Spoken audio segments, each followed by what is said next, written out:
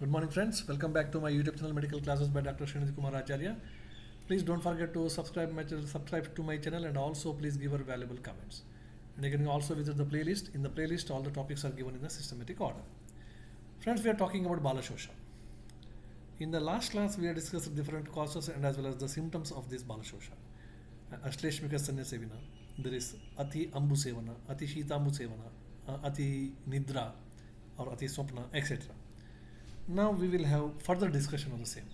So, by all the above causative factors like Ati Ambu, Ati Sevana, Ati Shitambu Sevana, etc., that means ultimately not taking the balanced food, or not taking the complete food, or when there is some problem in the formation of the last end products. Okay, so what actually happens? All the above causative factors, basically the kapha will be abnormally increasing.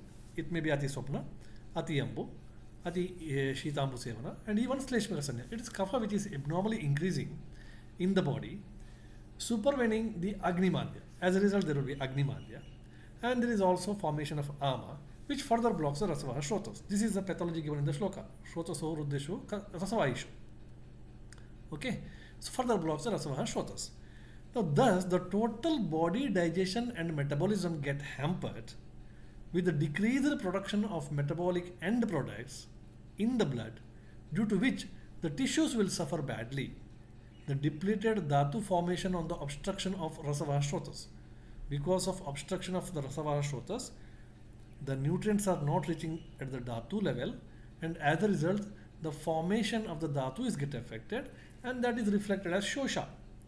Okay, so thus there is a total body disturbance in the digestion and metabolism, and hence there is a decreased production of the metabolic end products, or anabolism is less, catabolism may be more, and because of which the tissues are not formed, they undergo depletion, and same is called as a shosha. So this leads to the increased catabolism and decreased anabolism. Now look at the symptoms which are mentioned there. In the second or third line, he explains some of the symptoms. Arochaka pratishaya jvarakasascha jayate. Arochaka pratishaya jvarakasascha jayate. Now, once you are not taking the balanced food, or there is some problem in the metabolism, malabsorption, etc., whatever, this situation continue for months together, then what happens? Just remember, when there is no proteins in the body, carbohydrate is gone, fat is gone, now proteins are also lost. When the proteins are get lost, then what happens? Your body is more prone to infection. So when there is more infection, then what happens?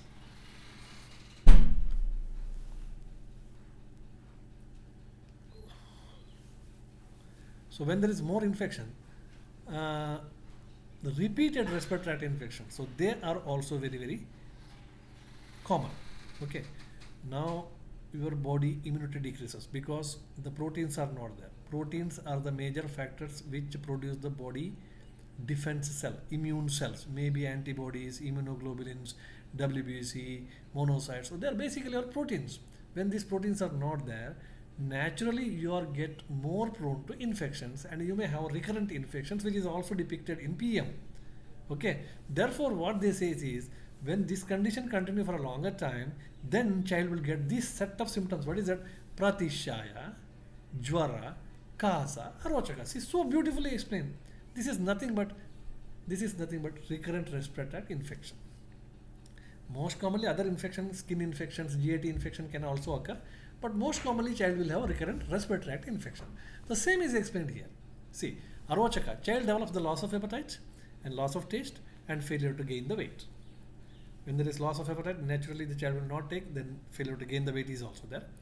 Pratishaya jvara kasa. Eventually all the above pathologies leads to the depletion of the body immunity, as I told earlier, and make the child more prone to recurrent infection, and that recurrent infection phase, that is mentioned by set of these three symptoms.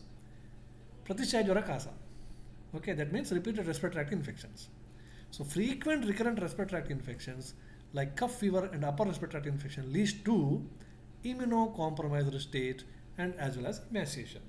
So this is also there in the definition of PM. If you say with the increased incidence of recurrent respiratory infection. When the same continue for a longer time, the child develops in a stage of develop into a stage of immunocompromised state.